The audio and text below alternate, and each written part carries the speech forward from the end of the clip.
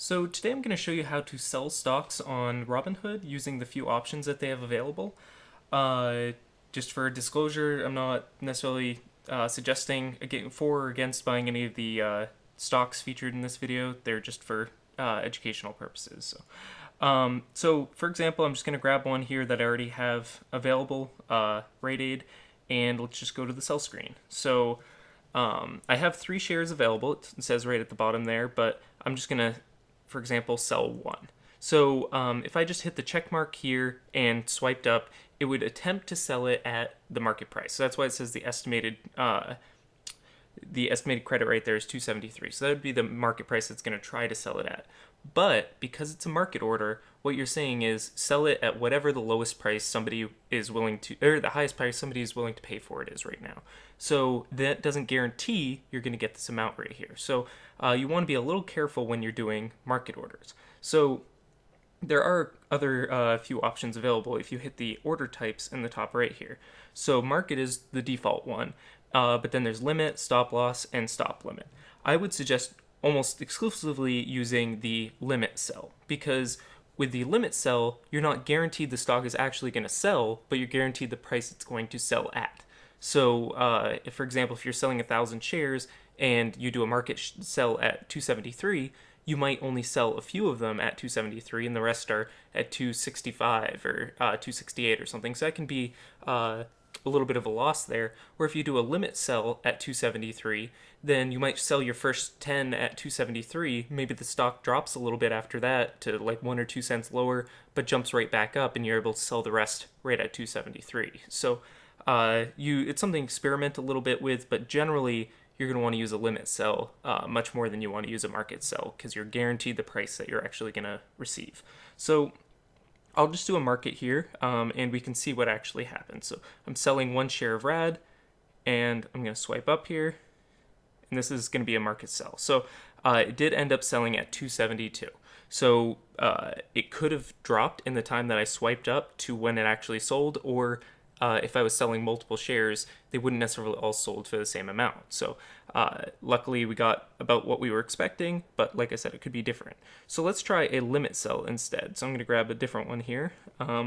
So I'll hit sell again here, and then let's just say I was going to sell 1 share, but this time I'm going to do a limit sell.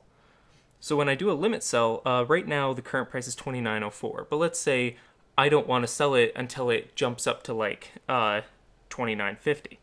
So if I put $29.50 here, and then I say that it's good until the end of the day, today's a short day because it's the day before July 4th, then I'm just going to hit check here, and you'll see that it doesn't sell it immediately. So the order is going to be received, and we'll be able to see it in the stock view, but it won't actually fill until the stock hits that price. So you'll see I still have 12 shares here, even though I set up my sell order. But then if I scroll down here, then you'll see I have a limit sell placed. So you can cancel it here if eventually you want to sell it for a slightly different amount, but it's just going to essentially stay in action until the price actually gets up to that amount. So the limit sell is much more reliable way to actually sell stocks. So I'm going to go and cancel that order here so that we can check out the stop sell and the stop limit and stop loss sells. So let me go back up to that. So if we go back to the sell here, let's just go to 1 again and then go to the order type. So these last two, stop loss and stop limit, they're pretty helpful ones where essentially it's going to hit a certain price and that will trigger your order to go through. So your order isn't even placed until it hits the stop price. So if you do a stop loss, that sells it at a market price. So for example, if I wanted to say, if I thought the stock is going to stay about $29, but I don't want to watch it all day, and suddenly it drops to $28.50 or something, then I want to sell it before it keeps dropping. Like I just want to get out of that one. So if I put this stop price is $28.50, geez, if I could type correctly, $28.50. There we go. Okay, so that would be the stop price.